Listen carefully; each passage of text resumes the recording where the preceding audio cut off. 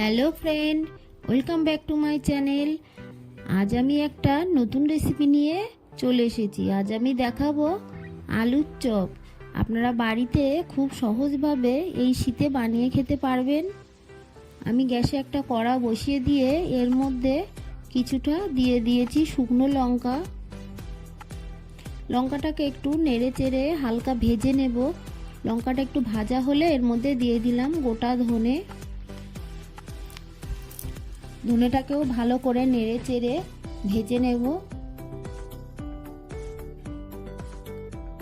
ধনে শুকনো লঙ্কা অর্ধেক ভাজা হয়ে গেলে এর মধ্যে আমি এবার দিয়ে দেব গোটা জিরে। আমি একবারে বেশি করে বানিয়ে নিচ্ছি, সব মশলাটা এই রেসিপিতে লাগবে না।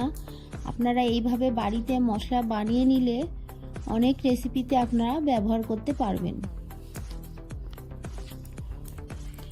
দেখুন ভাজা হয়ে গেছে, এর থেকে বেশি আর ভাজবো না। এটাকে ঠান্ডা করে আমি গুঁড়ো করে নেব। গ্যাসে কড়া বসিয়ে দিয়ে এর মধ্যে সর্ষের তেল দিয়ে দিলাম।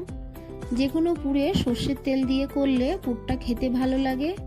এখানে দেখুন আদা, পেঁয়াজ, রসুন আর দিয়েছি কাঁচা লঙ্কা। আমি মিক্সিতে হালকা একটু ঘুরিয়ে নিয়েছি। আমি এর মধ্যে কোনো জল দেইনি, একটু গোটা গোটা রেখেছি। যে কোনো পুরে এই মশলাটা গোটা গোটা দিলে পুরটা খেতে ভালো লাগে। এবার এই পেঁয়াজ, রসুন, কাঁচা লঙ্কা, আদা আমি কয়েক সেকেন্ড ভালো করে নেড়ে চেড়ে ভেজে নেব। ভালো করে ভেজে নিয়েছি। এবার এর মধ্যে দিয়ে দেব 1 টিস্পুন লাল লঙ্কার গুঁড়ো। লাল লঙ্কার গুঁড়োটাকে দিয়ে আবারও একটু ভালো করে নেড়ে নেব। এবার এর মধ্যে আমি দিয়ে দেব 1 টিস্পুন হলুদ গুঁড়ো। যে কোনো পুরে একটু তেল কম দিলে পুরটা ভালো হয়, তাই আমি এই পুরে তেল কম দিয়েছি। এর মধ্যে আমি দিয়ে দিলাম 1 টিস্পুন লবণ। দিয়ে ভালো করে নেড়ে চেড়ে মশলাটাকে আমি কষিয়ে নেব। দেখুন এখানে আমি 1 কেজি আলু নিয়েছি। আলুটাকে আমি খোসা না ছাড়িয়ে সিদ্ধ করে নিয়েছি, তারপরে খোসাটা ছাড়িয়ে নিয়েছি। আপনারা কিন্তু আলু খোসা সমেতই ছাড়াবেন। আলুর খোসা ছাড়িয়ে সেদ্ধ করলে আলুর ভিতরে কেমন একটা জল জল থাকে। এবার এই আলু সিদ্ধটাকে ভালো করে আমি ম্যাশ করে নিয়েছি। এবার এই ম্যাশ করা আলু দিয়ে দেব।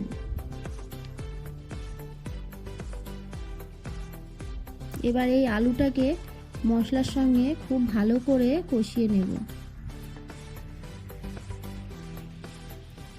আপনারা এইভাবে বাড়িতে আলুর চপ বানিয়ে খাবেন, তাহলে আর দোকান থেকে কেনা লাগবে না।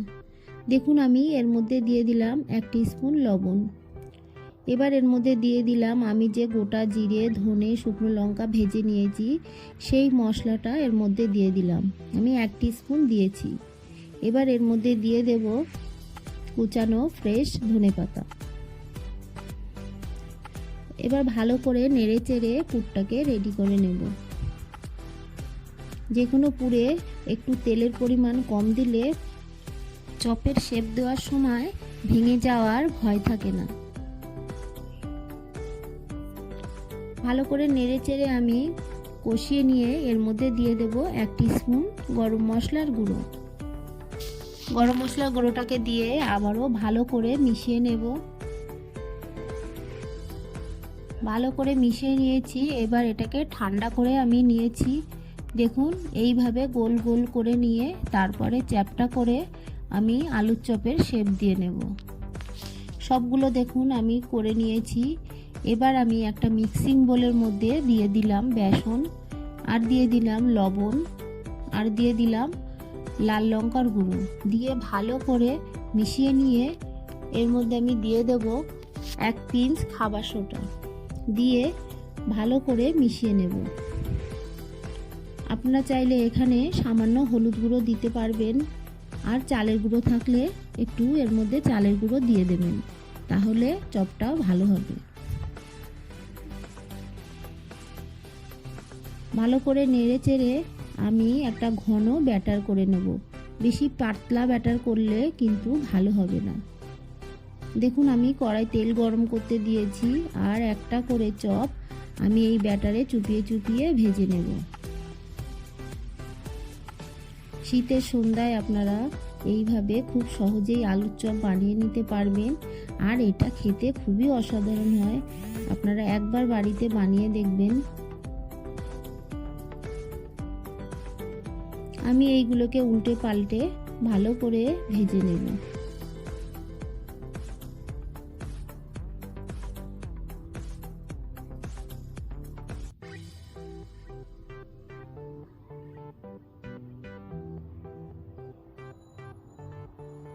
দেখুন এপিট ওপিট করে আমি লাল লাল করে ভেজে নিচ্ছি। এগুলো আমার ভাজা হয়ে গেছে, এবার এগুলোকে তুলে নেব।